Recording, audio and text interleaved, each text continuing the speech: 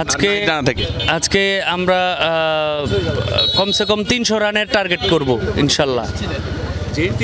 300 run করব আমরা, Bangladesh 300 run করবে। আর আমরা চাইতেছি যে এই 240 রানে ওরা অল আউট হয়ে যাবে। থ্যাংক ইউ আপনাকে। তো দর্শক, আসলে আমরা কথা বলতে চাচ্ছিলাম যে আরেকজনের সাথে, যিনি আসলে ওই যে বাংলাদেশের পতাকার আদলে আসলে উনি ড্রেস করেছেন, ওনার সাথে কথা বলে আমরা যদি কথা বলি। আপনি কোথা থেকে এসেছেন? আমি ঢাকা থেকে এসেছি। আচ্ছা, বাংলাদেশের খেলা দেখি, বাংলাদেশের খেলা নিয়মিত দেখেন? একদম নিয়মিত। ঢাকায় এই গত 2টা ম্যাচ দেখেছেন? অবশ্যই, ইনশাআল্লাহ দেখেছি। গত 2 ম্যাচে যেই রান হয়েছে আর চট্টগ্রামের পিচ তো আসলে রান হয়, আপনার কি মনে হয় যে এখানে রান? চট্টগ্রামে এখানে বাংলাদেশ যদি প্রথমে ব্যাট করে তাহলে 280 প্লাস করতে হবে আমার ধারণা আর কি। হ্যাঁ, তাহলে বাংলাদেশ ইনশাআল্লাহ ভালোভাবে এটা ওভারকাম করতে পারবে আশা করি। বোলারদের জন্য সুবিধা হবে।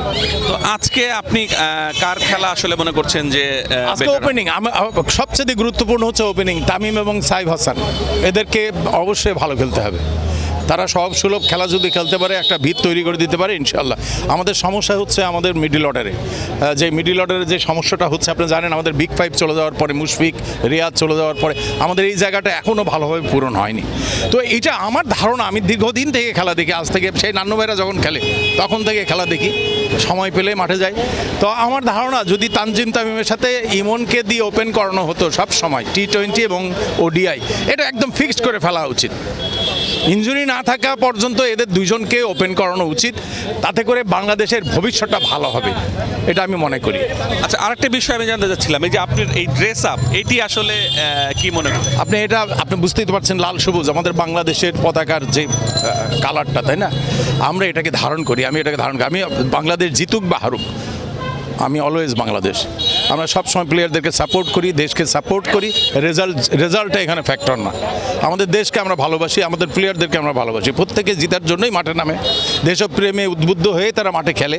এরপরেও তারা অনেক সময় ভুল করে ফেলে, মিস করে, কিন্তু তার জন্য তাদেরকে গালাগালি দেওয়া বা করা এটা ঠিক হবে না, কারণ তারা দেশের জন্য খেলে। তারা কিন্তু জাতীয় পতাকা বুকে নিয়ে সারা বিশ্ব ঘুরে বেড়ায়, আমাদের দেশকে তারা প্রতিনিধিত্ব করে, সুতরাং তাদেরকে সম্মান করা উচিত। তো আমি সবসময়, কতদিন আগে বানানো? এটা বহুদিন হয়ে গেছে, আমি তো লাল সবুজে খেলা দেখি আজ থেকে প্রায় 15-20 বছর। তো আপনার এই যে খেলা দেখা, এইটা আসলে খেলার প্রতি ভালোবাসা কীভাবে হলো? আপনি কি খেলেছেন কখন? আমি হ্যাঁ, ছোটোবেলায় খেলছি, কখনো ন্যাশনাল টিমে বা ইতে আসি নাই। তবে ক্রিকেটকে খুব পছন্দ করি, ক্রিকেট খেলাকে খুবই ধারণ করি। মাঠে বসেও ক্রিকেট খেলা দেখি, কোথায় খেলা হচ্ছে সেটাও আবার মোবাইলেও দেখার চেষ্টা করি। ক্রিকেট খেলা আমার কাছে ভালো লাগে। তো এই যে ক্রিকেট খেলা আসলে মাঝখানে যতটুকু জনপ্রিয় হয়েছিল, বা মানে এখনও জনপ্রিয় আছে, বাট একটু যেন ভাটা পড়েছে, মানুষের এই যে আগ্রহ দেখা যাচ্ছে আগের মতো না। তো এই বিষয়টা আপনাকে আসলে কেমন? এটার জন্য বর্তমান প্রজন্ম দায়ী। মানে আমার নাতি টাতি যা আছে, আমি যাদেরকে দেখি ভাসতে টাসতে বা এরা খেলার প্রতি এদের এই এডুকেশনটা একেবারেই নেই। এরা এখন মোবাইল আসক্ত, অলওয়েজ তারা এটা সেটা নিয়ে গবেষণা করতেছে। আপনি দেখেন, মানে মাঠে বসে খেলা দেখছে। ওই দিন আমি ঢাকাতে, 2টা ছেলে মাঠে বসে খেলা দেখছে আর একদম একভাবে মোবাইল টিভি আছে, এই মেসেজ দেওয়া নেওয়া করতেছে। আমি বললাম, কি বাবা, তোমার খেলা দেখছে না?